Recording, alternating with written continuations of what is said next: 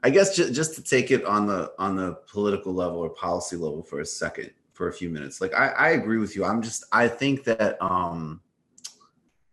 it's really fluid, and if you look at the poll numbers, they're all over the place. Like, a majority of Americans say they support the protest, but then also one poll said a majority wanted the military deployed.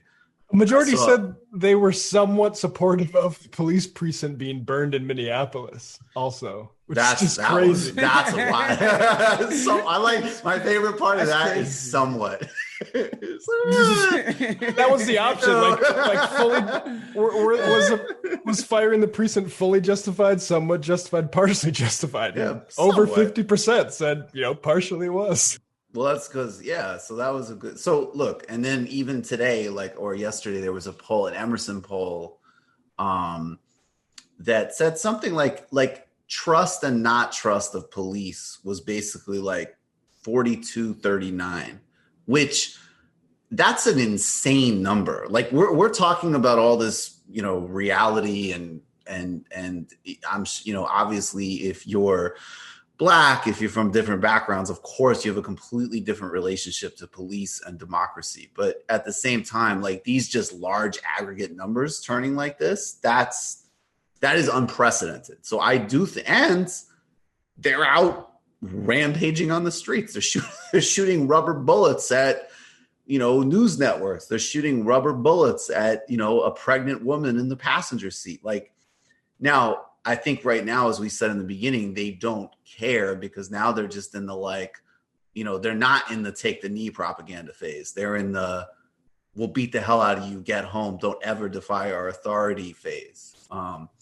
And obviously that's extraordinarily dangerous and disturbing on any number of levels. But I guess my point is I still don't have a lot of time for sloganeering that I think most people won't understand. But I also think the situation is fluid. And I do think all of a sudden, in addition to things that are so disgusting, they're not already on the books, but okay, sure. Yes. Let's pass a package that bans various tactics, that gets rid of immunity, that basic civil rights stuff that's been stalled and needs to happen in a concrete, specific package. But also, I don't know. I think there are a lot more New Yorkers today that would say, wait a second, $6 billion?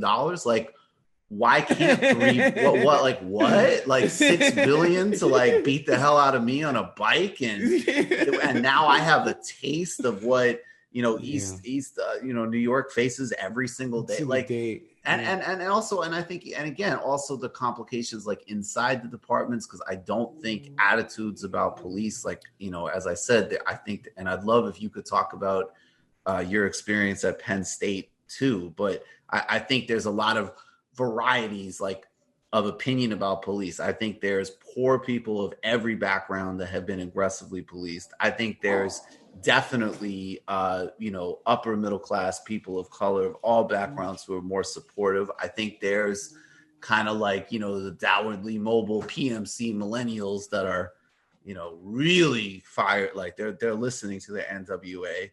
So there's a lot of different moving pieces, but I think that right now there is an opportunity that did not exist 2 weeks ago to get a defund or get a wait a second, why can't we cut that budget by 50-60%?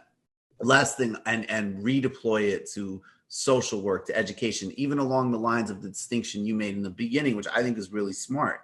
Because I think intuitively people say wait a second, it's not that much, but there is actual crime that exists at times. And Mike, whenever they do their bitch ass strikes, when they're we're not gonna talk about it. Get the people that walk through subway cars today. Nothing happened. Dude, de Blasio had such an opportunity. They went on this strike. They were Bill de Blasio said racism's bad, so we're not going to crack people's skull for drinking a Budweiser anymore. And they didn't do any of it for weeks. The people were not getting harassed for subway jumping, for drinking a beer, for all of the broken window stuff that's used to terrorize people of color in the underclass of this city. They didn't do it for weeks. And guess what happened? Serious crime continued to plummet. And if Bill de Blasio had any chutzpah, if he had none, so I would have sat there. Could you imagine, Waz, if you were mayor, you might have been like, guys, I don't know why you're convincing me that over half of your job is that I need to fire y'all. I don't understand. Like, I don't need you. Yeah, apparently. Yo, dude, I in the crazy shit, Mike. Because again, like, I went to school with these people, and by these people, I mean white New Yorkers who became working class New Yorkers.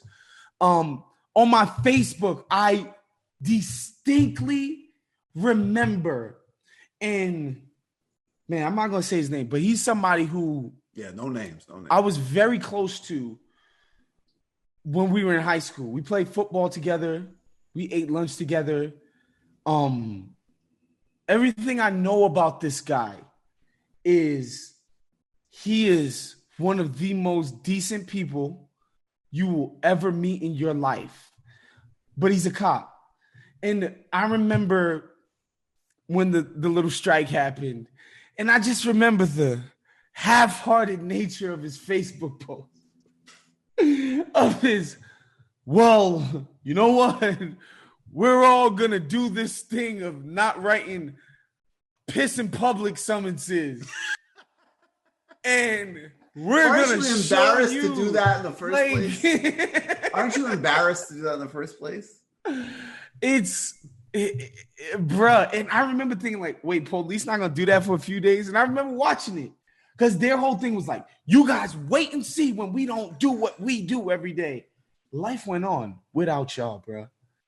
Life went right on. Everybody went to work. Everybody was miserable still about their jobs and their lives. Everybody freaking ate street meat and dirty water hot dogs. Everybody did the New York thing without y'all. New York will run just fine without you guys. I promise.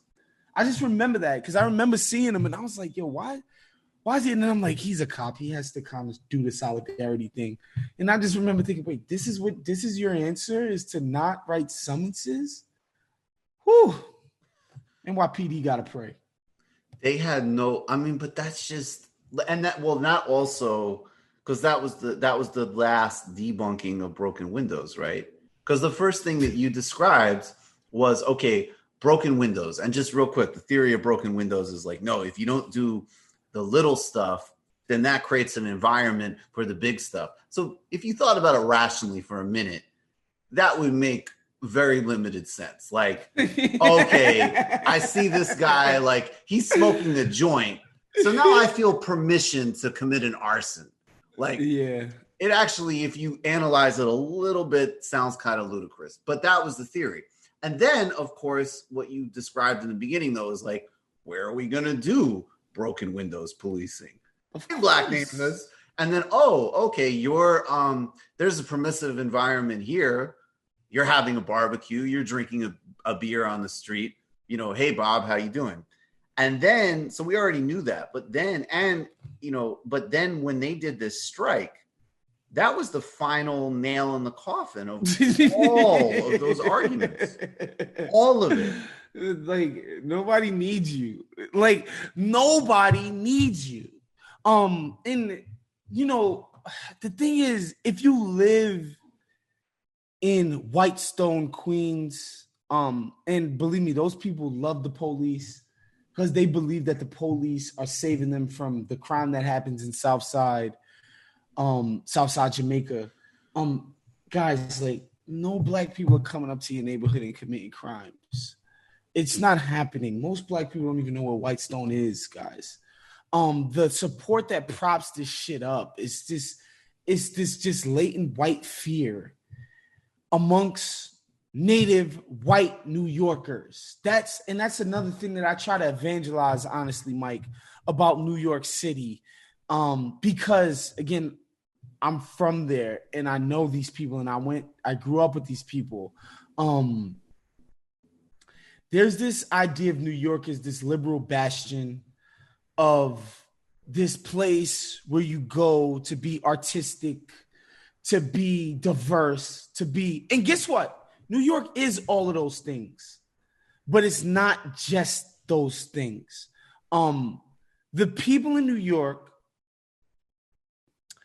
I'm going to use an example of the city of Cleveland, Ohio, which is becoming more red by the day.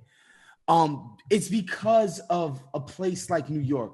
People in Ohio who think like you and I, Mike, don't want to stay in Ohio. Right. So where they go is places like New York, LA, San Francisco, Austin, Texas, all of these signposts of art, of liberalism, of humanity, of people. But the fact remains that if you are a native white New Yorker, you are conservative and reactionary as fuck.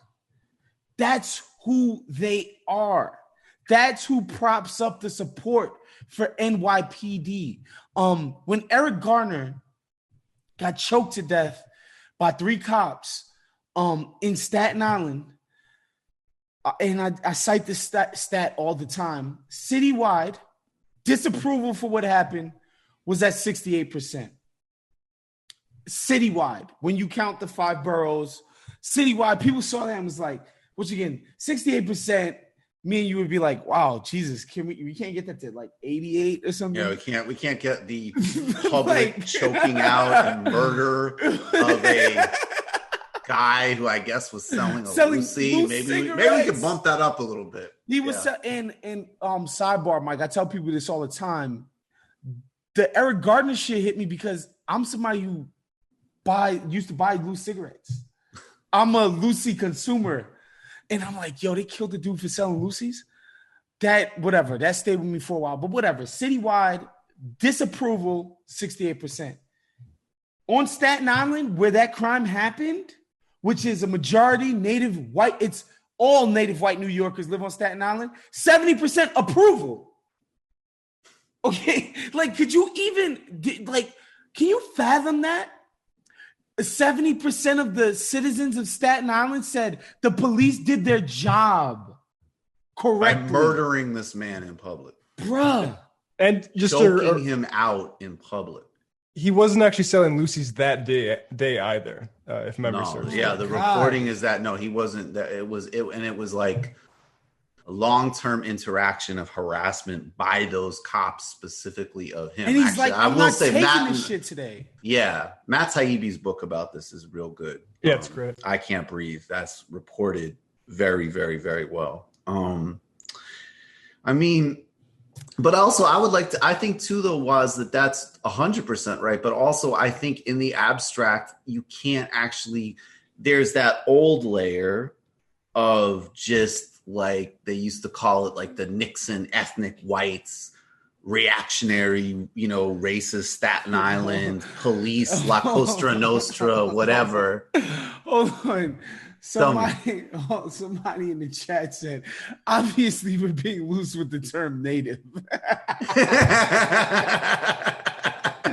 My bad. Yes, but you get what I'm trying to say. Sorry, all right. Sorry, you know what? Usually those kind of comments will get an eye roll from me, but that was done in a funny and correct way. So.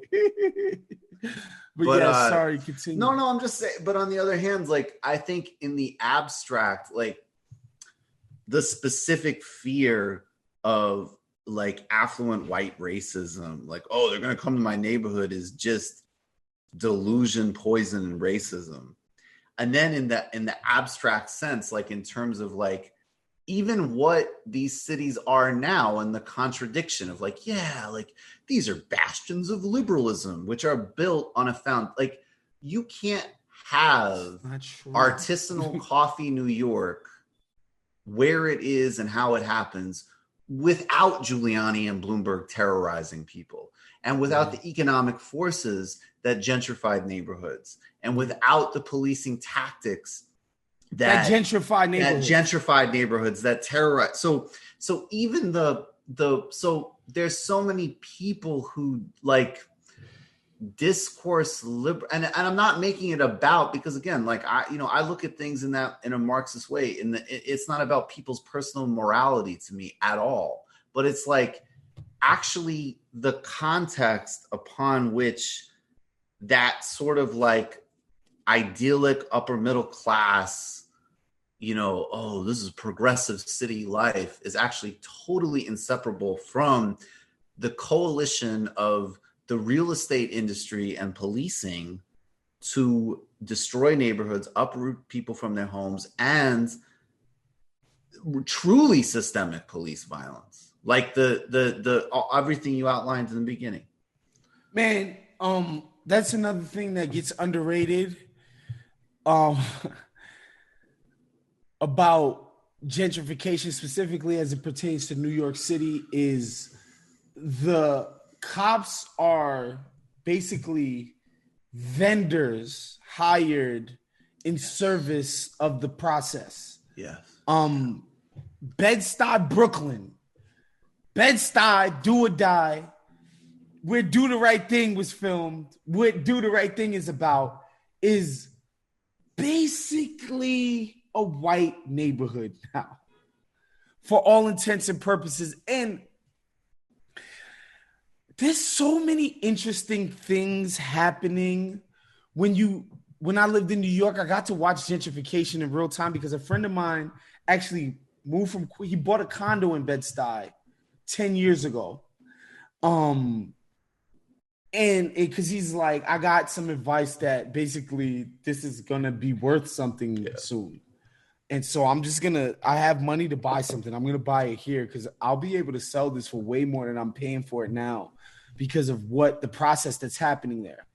And Bed-Stuy, Brooklyn is so interesting. It fascinates me, Mike, because we talk about integration in this country in the mainstream all the time. And this is like the reverse of what we normally talk about, of like letting black people live what white people do. Whereas this is like white people. And another component of it that's not talked about it enough is that many of the yuppies are also black. Like you cannot ignore the class dimension of it. Yeah. Class is at the center there. of it. Yes, like black yuppies also moving to Bed-Stuy. And how is that happening? Is, bro, they turn it into a police state. Yep. Literally, the cops now live here. Why? It's because you could commit crimes, but not against my white people. No, we're not going to let you commit crimes against my people. We're not going to let you commit crimes against my fucking people, and that's what you see in these neighborhoods in Brooklyn and Bed-Stuy specifically, because it's like the cops are freaking everywhere. And it's basically so that the new white people that are getting everybody out of here can feel safe. Yep.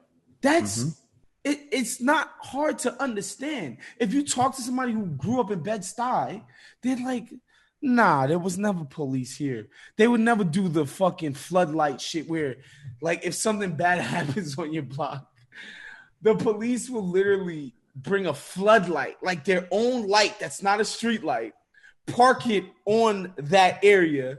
And so that it's basically like, we have a magnifying glass and a light shown on this block all day, every single day. There's a cop car here every day. Like, this block is an occupied territory of the NYPD right now. And all in service of turning this into a place that's desirable to white people. Right.